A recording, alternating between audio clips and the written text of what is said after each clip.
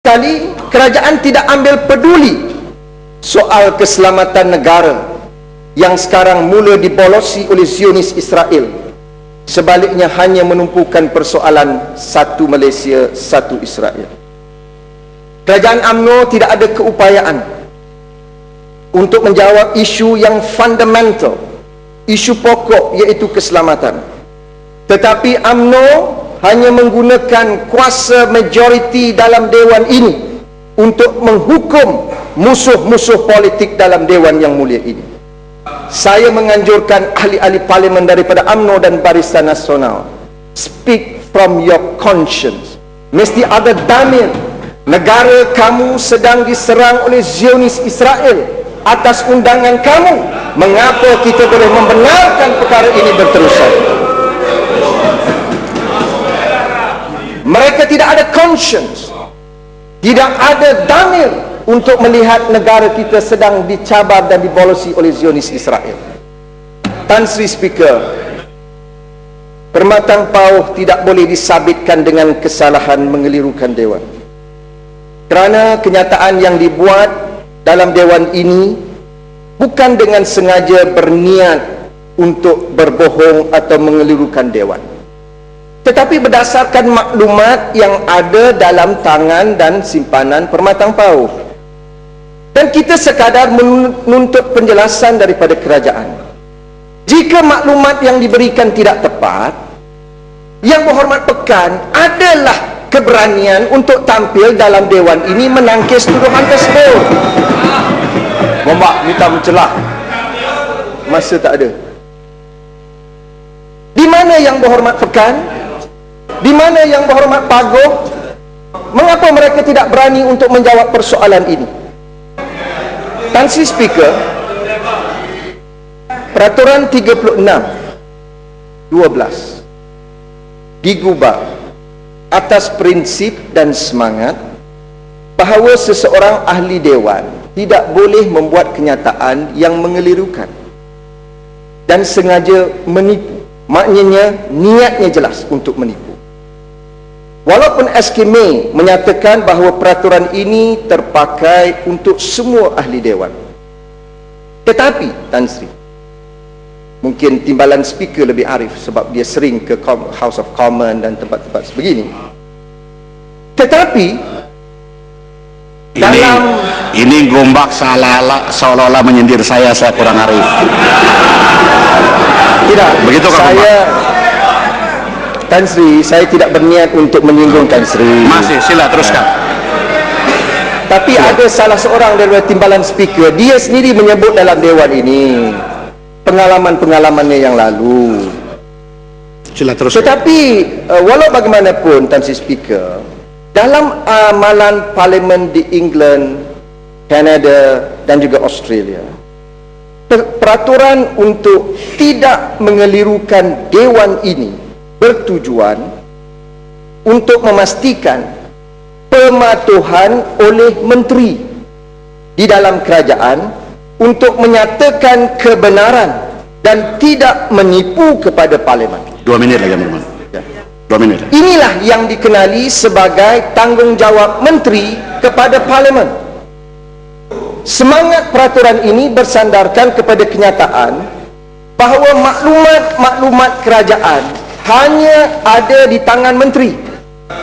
Maka menteri tidak boleh mengelirukan dewan, kerana menteri mempunyai akses kepada maklumat kerajaan dan bukannya ahli-ahli dewan yang lain yang ada akses kepada maklumat-maklumat ini. Kalau dewan ini menerima pakai peraturan ini, setengah daripada menteri-menteri kabinet Malaysia akan dirujuk kepada jawatan kuasa hak dan kebebasan kerana menipu dalam dewan yang mulia ini. Contoh banyak kita boleh perincikan, tetapi kerana masa suntuk, saya akan pindah kepada topik yang lain. Tan Sri Speaker, kita boleh melihat prinsip ini dengan memerhatikan kes John Profumo, John Biffen dan Westland Affair. Merujuk kepada Hansard, Parlimen England dan Kanada juga mendapati bahawa kes yang dirujuk kepada jawatan kuasa hak dan kebebasan adalah dakwaan mengelirukan dewan yang dilakukan oleh menteri berhubung fakta di bawah kendalian portfolio menteri berkenaan. Ini kali pertama dalam sejarah dunia parlimen seorang ketua pembangkang dirujuk kepada jawatan kuasa hak dan kebebasan. Amat memalukan dewan yang dipimpin oleh Tan Sri Speaker sendiri. Gomba, itu tidak betul, Gomba. Ada pernah berlaku di Parlemen Kanada di mana ketua pembangkang sendiri, hal yang berhormat, di mana ketua pembangkang sendiri membuat kenyataan yang telah membangkitkan isu beliau akan dirujuk kepada jawatan kuasa kebebasan, tetapi 2 hari selepas kenyataan itu dibuat, beliau tarik kenyataan itu, maka tidak di-refer lagi. Bermakna pernah berlaku, tetapi ada kemaafan yang diminta. Sila teruskan. Tapi Tan Sri tidak dirujuk ke jawatan kuasa. Itu asal dia minta maaf.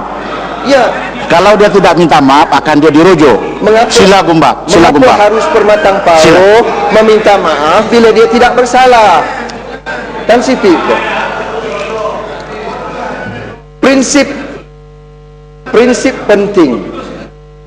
prinsip penting yang mendasari sistem Westminster adalah keupayaan parlimen untuk mendapatkan maklumat yang tepat berhubung kerajaan.